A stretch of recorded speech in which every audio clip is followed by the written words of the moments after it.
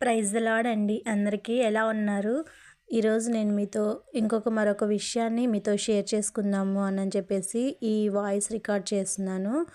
ఏంటి అనంటే మనము ఈ మధ్య ఫోన్స్లో ఎక్కువగా మనం చూస్తున్నది విమర్శలు చేసుకోవడం, ఒకరి మీద ఒకరు విమర్శలు చేసుకోవడం మనం చూస్తున్నాము.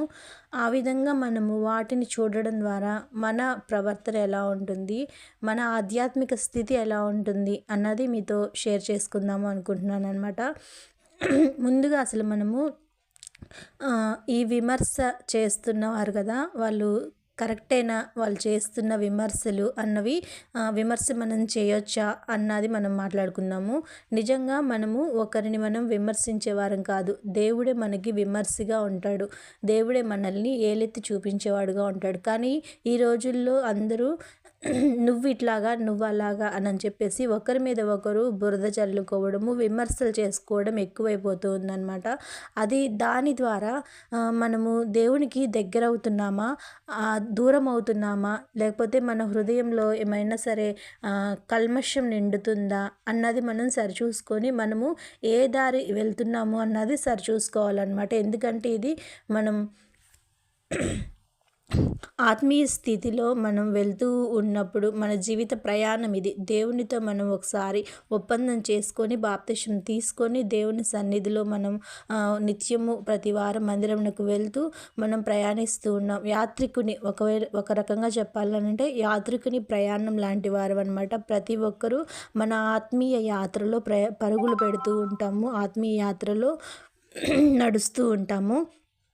కాబట్టి మన ఆత్మీయ యాత్రలో ముందుకు సాగుతూ ఉన్నప్పుడు ఇటువంటివి ఎదురైనప్పుడు వాటిని మనం ఏ విధంగా తీసుకోవాలి, ఆ విమర్శలు అనేవి మనం చూసి వారిని ఎంకరేజ్ చేస్తూ మన హృదయాలలో వాటి గురించిన విషబీజాలు నింపబడుతూ ఎదుటి వారిని విమర్శించడం సరైనదేనా అని చెప్పేసి మనం ఒకసారి గమనించాలి. అసలు ఒకరిని మనం విమర్శించడం అన్నది తప్పు, నా రకంగా నేను చెప్తున్నాను.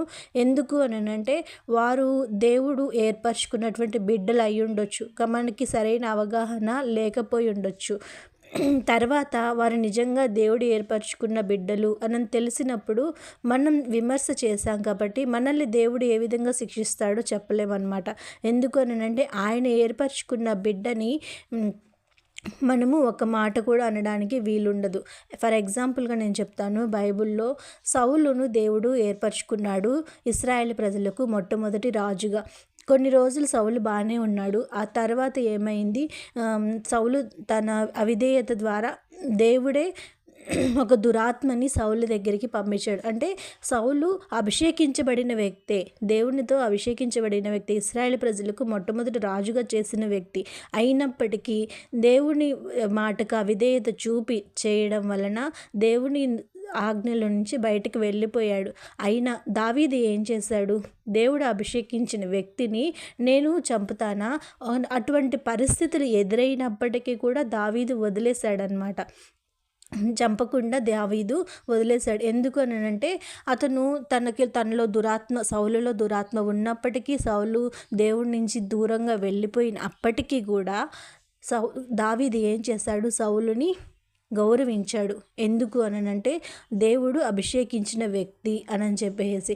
దాని ద్వారా మనం ఏం నేర్చుకుంటాము అనంటే, ఒకవేళ దేవుడు అభిషేకించిన వ్యక్తిని మనము విమర్శిస్తున్నామేమో ఒకసారి చెక్ చేసుకోవాలి. అలా విమర్శించినప్పుడు ఏమవుతుంది అనంటే దేవుని ఉగ్రత మన మీదకు వస్తుంది.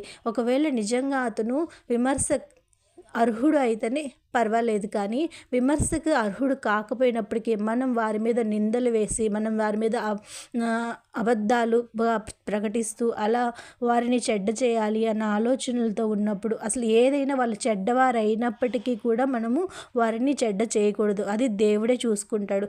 దేవుడే వారికి ఒకరోజు న్యాయం తీరుస్తాడు. మీరెందుకు తీర్పు తీరుస్తున్నారు ఎదుటివారి మీద? మనం సరిగ్గా ఉన్నామా, కరెక్ట్గా అది మనం చెక్ చేసుకోవాలన్నమాట. విమర్శించే వారికి నేను చెప్పే సలహా ఇది. ఫర్ ఎగ్జాంపుల్గా నేను చెప్తున్నాను. ఇప్పుడు కోయి అనే పాట పాడుతున్నారు. ఆయన్ని ఎంత విమర్శిస్తున్నారు, కానీ దేవుడు ఒకవేళ అతన్ని నిజంగానే అభిషేకించి ఉంటే, దేవుడు అతనిలో జరిగిన రక్షణ కార్యం నిజమై ఉంటే మనకే అది ఇబ్బంది కలుగుతుందన్నమాట. అమ్మ తేజ గారిని విమర్శిస్తున్నారు, తర్వాత ఆమె ప్రసన్న బోల్డ్ గారిని విమర్శిస్తున్నారు. వారి లైఫ్ స్టోరీలు మనం చూసినప్పుడు వాళ్ళు పూర్తిగా వాళ్ళని మనం చదివినప్పుడు కానీ, పూర్తిగా వాళ్ళని మనం చూసినప్పుడు మనం అనుకున్న ఆలోచనలు తప్పు అని చెప్పేసి మనల్ని మనం పశ్చాత్తాపపడాల్సిన పరిస్థితి వస్తుందన్నమాట.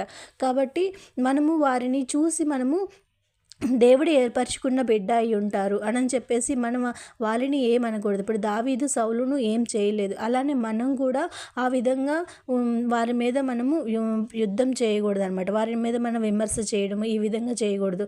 దాని ద్వారా మనకి మనమే శాపాన్ని గురి చేసుకున్న వారు అవుతాం. ఒకవేళ వారు నిజంగానే స్వచ్ఛమైన వారు అయితే ఎప్పటికైనా సరే అది బయటపడుతుంది.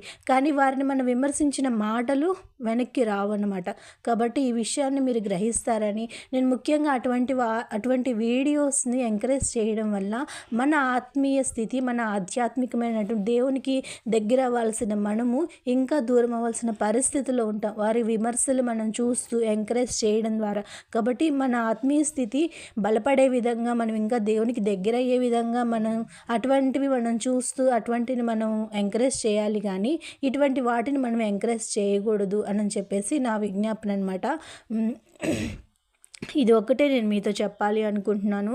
ఎందుకు అంటే మనకి నోరు ఉంది కదా అని చెప్పేసి మనం ఎదుటి వారిని ఒక మాట అనేయకూడదు. అది తప్పు అని తెలుసుకున్నప్పుడు తర్వాత మనమే క్షమాపణ చెప్పాల్సి వస్తుంది, మనమే చింతించాల్సి వస్తుంది, దేవుని దగ్గర మనం సమాధానం చెప్పాల్సి వస్తుందన్నమాట.